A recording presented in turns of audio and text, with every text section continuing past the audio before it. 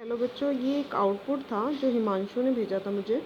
मैं ज़रा इसके बारे में डिस्कस करना चाह रही थी कि उसने ये पूछा है कि मैम ये जो डॉलर है या M% है, ये बाद में क्यों आ रहा है, मतलब या फिर पहले क्यों आ रहा है, या ये आ ही क्यों रहा है, ये समझ लो ज़रा। जैसे आपने एक फंक्शन किया लिस्ट चेंज, ठीक है, एक आपने फंक्शन किया डिस्क, हम इनके बारे में बात नहीं करेंगे, हम सीधे मेन में आ जाएंगे। हम मेन में आ गए, आपने एक लिस्ट पास करी, लिस्ट की वैल्यू कर दी आपने 10, 20, 40, 30 और 60 और 80, ठीक है। ये आपकी लिस्ट हो गई जिसका नाम लिस्ट है, ठीक है, ओके, अंडरस्टूड। फिर उसके बाद आपने लिस्ट चेंज के पास ये लिस्ट भेजी, चेंज वाले फंक्शन के पास क्या भेजी, पहली वेरिएबल की वैल्यू, यानी कि ऊपर देखो n की वैल्यू है तो n की वैल्यू 3 हो गई। लिस्ट चली गई किस में, एल आई में, आई होप ये एल आई, हाँ एल आई। और फिर उस आपके बाद आपने 6 भेजा, 6 किस में गया, साइज़ में, ठीक है। तो मेरे साइज़ की वैल्यू हो गई 6, ठीक है। अब ये इसकी वजह से चलेगा क्या, चेंज वाला, तो चेंज को हमने चलाया। For L in range size is 6, तो रेंज में चलेगा तो 0 से लेके 5 तक चलेगा, ठीक है। तो यानी कि साइज़ की वैल्यू मैं अपने आप ही एक मान लेती हूँ कि 0, 1, 2, 3, 4, 5, that is my size value. इसकी वजह से मेरा ये लूप 5 बार चलेगा, ठीक है। अब मैं देखती हूँ इफ़ एल, सबसे पहले इनिशियली 0 होगा, 0 is less than n, n कितना है 3, ठीक है। तो 0 is less than 3, 0 is less than n, n कितना है 3, हाँ 0 इज़ लेस देन 3, बिल्कुल सही है।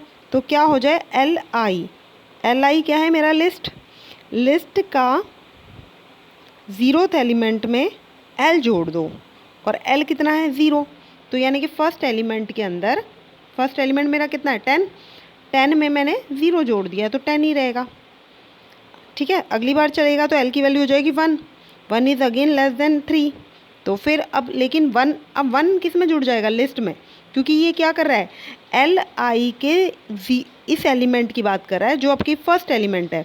तो एल आई का फर्स्ट एलिमेंट, एल आई कौन है, लिस्ट है, तो लिस्ट का फर्स्ट एलिमेंट में, लिस्ट के फर्स्ट एलिमेंट में प्लस एल कर दो। ये जो शॉर्ट हैंड्स थे हमें पता है, ये ऐसे ही होते थे कि a equal to a plus equal to 1 है तो a equal to a plus 1 तो होता था, ठीक है। तो यहाँ पे मेरा, यानी कि आपके बार इसका सेकंड एलिमेंट को उठाऊंगी और उसमें 1 प्लस कर दूंगी, तो 20 में 1 जोड़ दिया, दैट इज़ 21, ठीक है। अब नेक्स्ट टाइम आ जाएगा मेरा 2, 2 इज़ अगेन लेस देन 3, तो अब 2 जुड़ जाएगा, तो 40 में 2 जोड़ा तो 42 हो गया। अब 3 में ये केस फॉल्स हो जाएगा शायद, क्योंकि अब के बार देखो 0, 1, 2, 3, 3, हाँ 3 इज़ नॉट लेस देन 3, तो अब क्या कर रहा है, एल आई का जो तीसरा एलिमेंट है वो उठाओ और उसमें एल मल्टीप्लाई कर दो, तो एल इज़ 3, तो 3 को मल्टीप्लाई करना है मुझे 60 से, सॉरी 40 हो गया था मेरा, 40 के बाद 30 मल्टीप्लाई बाय 3 दैट इज़ 90, ठीक है। तो ऐसे ही मल्टीप्लिकेशन होगा तो मैं अपने आप अंडरस्टूड कर लेती हूँ, 60 मल्टीप्लाई बाय 4 दैट इज़ 6 4 24, 240, और next time 80 multiply by 5 that is 8 5 45, 8 5 40, sorry, ठीक है। हाँ, अब यहाँ तक चल दिया, अब मैं वापस मेन में आ जाऊँगी, मेरा फंक्शन चल गया, मैं वापस आ गई मेन में। अब मैं क्या कर रही हूँ, लिस्ट के पास लिस्ट भेज रही हूँ, लेकिन लिस्ट अब चेंज होके जाएगी, जो नई वैल्यूज़ आई हैं वो जाएंगी, (6), ठीक है।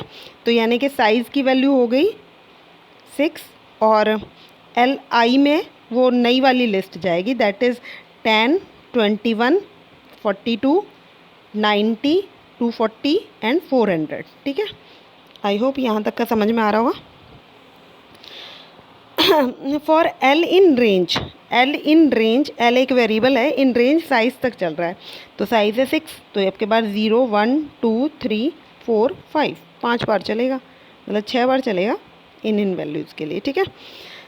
इफ़ एल क्या है 0, 0% 2, 0 को 2 से डिवाइड किया, अब ये समझ लो 0 को 2 से डिवाइड करो तो रिमाइंडर कितना आता है, रिमाइंडर इज़ अगेन 0, हाँ 0 ही रहेगा, ठीक है। तो 0 इज़ नॉट इक्वल टू 0, क्या ये ट्रू है, तो ये तो फॉल्स हो गया। फिर से देख लो, एल की वैल्यू 0 है, 0 को मोड किया 2 से, तो क्या रहेगा, 0 का 0 ही रहेगा, तो 0 इज़ नॉट इक्वल टू 0 होना चाहिए, तो ये तो फॉल्स हो गया, तो मेरा एल्स चलेगा। तो एल्स मेरा क्या करेगा, एल आई के एल एलिमेंट की बात कर रहा है, एल आई यानी कि लिस्ट के 0th एलिमेंट की बात कर रहा है। तो 0th एलिमेंट क्या है मेरा 10। मैं प्रिंट कर रही हूँ तो मैं ये कहीं पे प्रिंट में लिखूँगी, ठीक है, मैं कहीं पे आउटपुट की जगह स्क्रीन बनाऊँगी वहाँ पे लिखूँगी। तो मेरा क्या होगा, पहला एलिमेंट 10 और फिर डॉलर, और ये एंड इक्वल टू कोड की वजह से ये लाइन अभी ख़त्म नहीं होगी, ठीक है, एंटर की प्रेस नहीं होगी, मतलब ये समझ लो ये लाइन कंटिन्यूटी में प्रिंट होगी, ठीक है। अब अगली बार क्या हो जाएगा, एल की वैल्यू, भाई ये 0 वाला चल गया, अब मेरा 1 वाला चलेगा। तो 1 वाला चलेगा तो मेरा 1, ठीक है 1 चला दो।